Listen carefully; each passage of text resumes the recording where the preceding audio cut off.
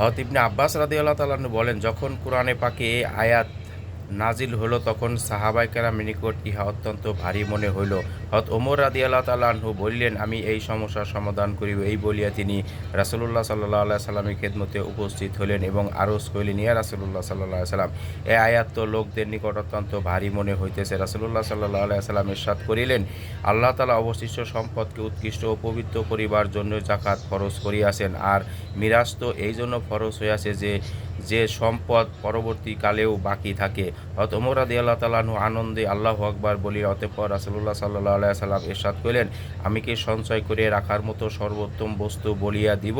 উহা হলো ওই নেক স্ত্রী, যাহাকে দেখিলে স্বামী খুশি হয়, আর স্বামী যখন তাহাকে কোনো হুকুম করে সে তাহা পালন করে।